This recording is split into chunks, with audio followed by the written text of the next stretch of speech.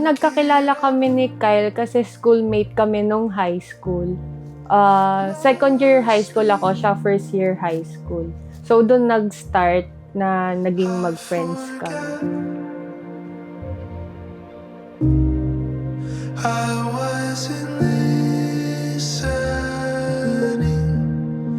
So nung time na naging magkaibigan kami ng 13 years kami magkaibigan.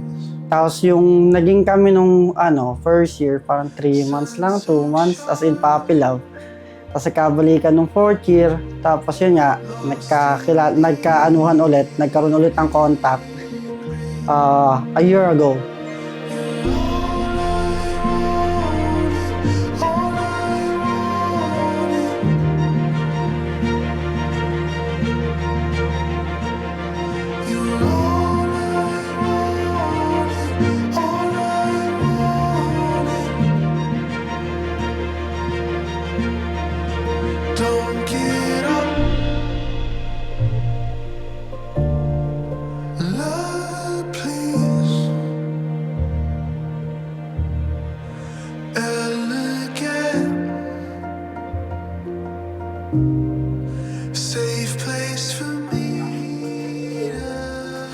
Thank you, Mommy. Love you.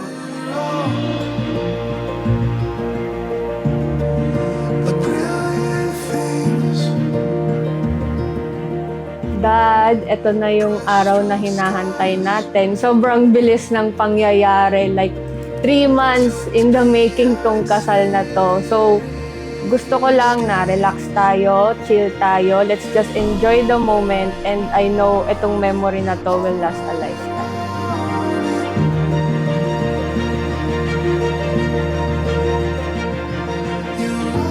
Love, I want to thank you for being the most patient, caring, understanding, and loving man that you are.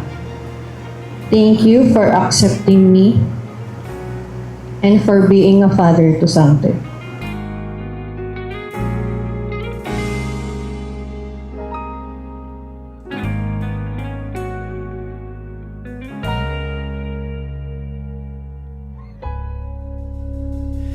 Di man araw-araw na nakangiti, ilang beses na rin tayong humihindi. Di na mapilang ang ating mga tampuhan. Away ba't di natin di na namamalayan? Thank you, Dad. Eto tayo. Ngayong araw, nandito tayo sa harap ng taong nagmamahal sa atin. Ngayon, gusto kong ibahagi sa kanila na nakita ko na ang aking palagi. Hanggang sa huli, palagi.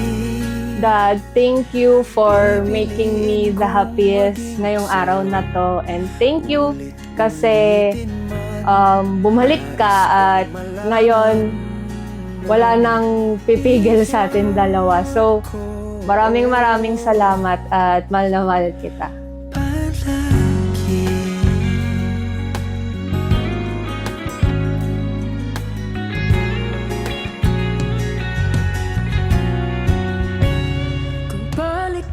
Mami, thank you sa pagtanggap sa akin ulit na hinayaan mo ako na maging father ni Sander. Sana maging happy tong day na to para sa atin, maging memorable na hindi natin makakalimutan dalawa.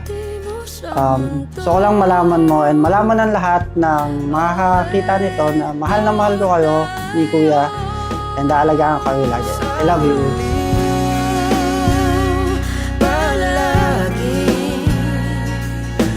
Babalik pa rin sa yakap mo I want you to know that when I say I love you, I don't mean I love you more than you love me. It means I love you more than the bad days ahead of us. I love you more than any fight. I love you more than any amount of distance keeping us apart. And I love you more than any obstacles that would ever try to come between us. Pilak at ginto, Diamante may abutin, ikaw pa rin aking bituin, nagtatangi kong dalangin kung sa huling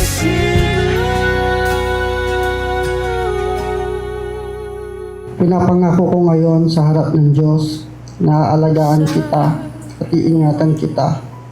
Kayo ng ating anak.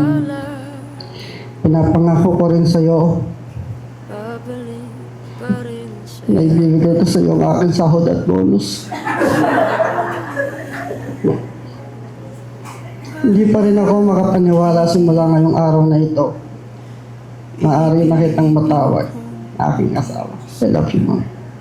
ulit-ulitin man, nais kong So from now on, know that when I say I love you, I say it to remind you of this day and these promises.